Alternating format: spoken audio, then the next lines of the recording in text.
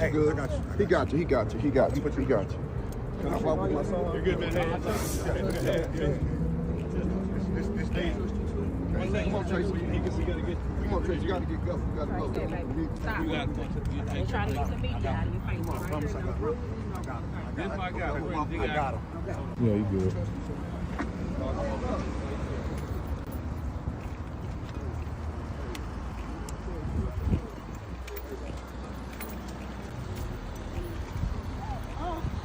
Stop.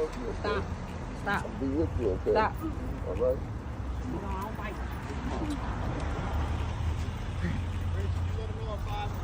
Let him know. You got it.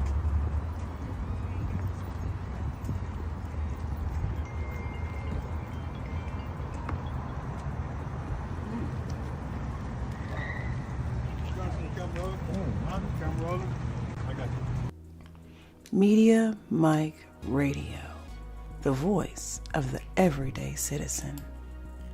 Let's rock on the mic.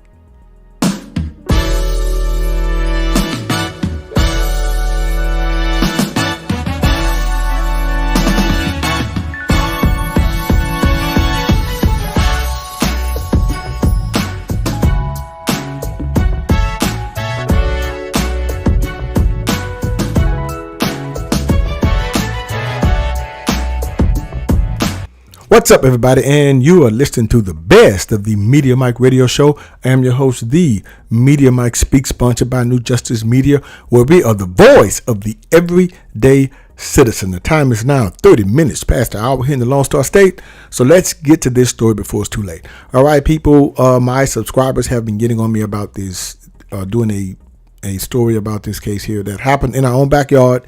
Again, here in the Lone Star State, we have another incident at a school. We know about the one in Frisco that's ongoing, but here we have another situation. What is going on with our 17-year-olds? As you saw in the video, the young man, 17-year-old Tracy Haynes Jr., the shooter, turning himself in, which I thought was great. And it did not end tragically. It ended like it should have. He's turning himself in, surrounded, I do believe, by relatives in this case. And I did see a video, looked like he was crashing out in the car, not like crashing physically, but he was talking about he's going to go do some things and he loves everyone. So don't know what that's about. But the good thing is he turned himself in and he's charged with 4 counts of aggravated assault. Now we're going to talk about this. I'm going to give you my thoughts. This is the second school shooting. We had one last year, which I will get into that in a little bit. And it's a first degree felony here. I'm going to give you the Texas Penal Code of what he's charged with also. But the surveillance video shows he was let into the school through an unsecured door before opening fire on a group of students. I think it was 5 students if I'm not mistaken. At least 4 students were injured. 3 were said to have non-life-threatening injuries and 1 is in serious condition. The campus is closed for the rest of the week. This is approaching the Easter holiday. Now, he's been booked into the Dallas County Jail. Now, a Department of Public Safety special agent who wrote the affidavit, probable cause, said at the conclusion of his review and based on the totality of the circumstance, he believes Tracy Denard Haynes Jr. committed the offense of Texas Penal Code 2202 for aggravated assault, mass shooting, first degree felony, when Haynes Jr. intentionally, knowingly, and or recklessly attempted to cause serious bodily injury and or death to students attending Wilmer-Hutchins High School during the commission of the offense, used and exhibited a deadly weapon. Additionally, during the commission, Haynes Jr. committed the assault as part of a mass shooting where Haynes Jr. discharged a firearm to cause serious bodily injury or death or to attempt to cause serious bodily injury or death to 4 more persons during the same criminal transactions. His bond has been set at $600,000, $150,000 per count. Now, what we don't know is that was he a student at the school, which is kind of weird because why would he have to be let in? Was he not coming to school that day? Was he, I guess, going to skip the metal detectors, go around the side door? We don't know yet. We don't know. Now, the backstory here. Who's the student who let him in? He walked down the hallway, pointed a gun, shot 5 individuals. One was unable to run away. He shot him at point blank range. That most likely, I'm thinking, that could be the one that's in critical condition. Now, a few of those individuals are expected to recover. 3 of them between the ages of 14 and 18. This is sad. Now, 1 or 2 have been discharged, but the rest remain in the hospital. Now, how did a student bring a gun to campus? As we know, someone let him in. And they're saying, the school is saying, it was not the failure of their staff or their protocols or their machinery that they have, according to the DISD police chief, Scott Smith. Yes, it was, sir. It was a failure of the school district and the security department, safety and security department. I've worked campus safety as a patrol officer. I've worked law enforcement, but at a university. So I'm sorry. No, sir. Now, these are minors. Now, I've worked with full adults. And I'm going to tell you some things here. What I believe is I don't think they care about school safety. Because I've worked at many universities across the country. And this is utterly ridiculous. How these young people obtain weapons and get them into the school.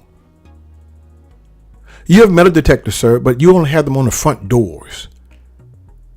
But apparently you don't have them on the side doors. And you're saying that it's not our fault? Well, I understand you're saying it because that would be an admission of guilt, and that would seriously hold you liable, even though you have qualified immunity, just like the members of the school system. They do. The school board will pay out. They have the money in the budget for that.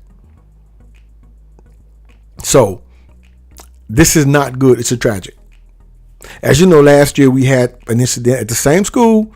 Young man brought a revolver to the school, had a fight, and shot an individual. Jacarian Rose Ewing. I think he got about 20 years, if I'm not mistaken. Now, this school, Wilmer-Hutchins, is equipped with metal detectors and has a clear backpack policy.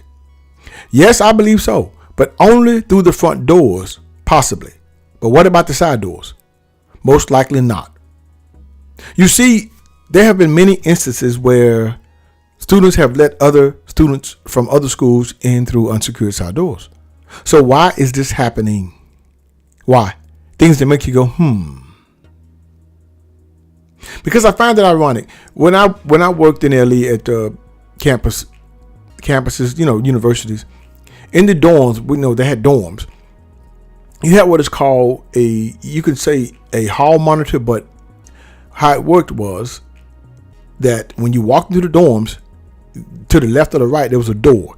And you don't know who's behind that door, but that person monitored all the security cameras in that dormitory.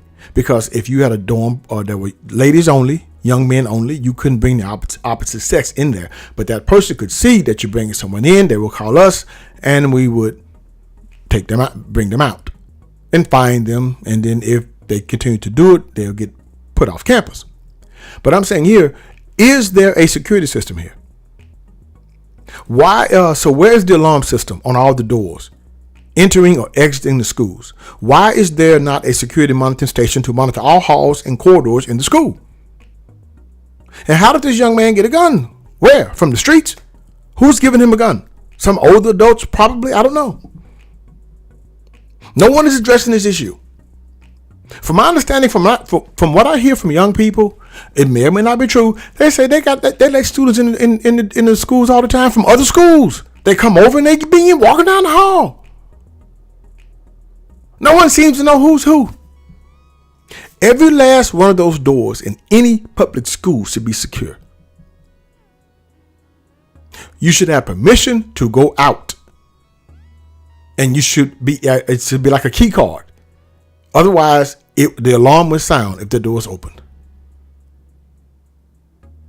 Or you should have a security monitoring station where someone monitoring all those doors, exits, entrances, and all of that, while everyone else is walking the halls and monitoring students or whatever.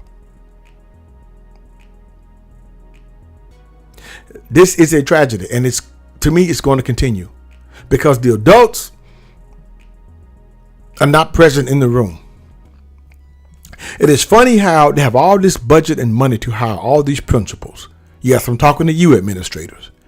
You have principals now for freshmen, you have principals for sophomores, you have principals for juniors, you have principals for seniors, so you have money to throw away. But you don't have money, it appears, for safety and security the right way. Now, my final thoughts. If these administrators do not get it together, this will continue just like many days of bad weather. From the top to the bottom, bottom to the top, parents send their kids to school to be educated, not to get shot. Until next time, this is your guy, Mr. Educator, Mr. Communicator, Mr. Free Thinker. Subscribe, share, and like to keep me rocking on the mic. Have a good night. Media Mike Radio, the voice of the everyday citizen. Understand you soon, it won't be long. Keep on, keep on.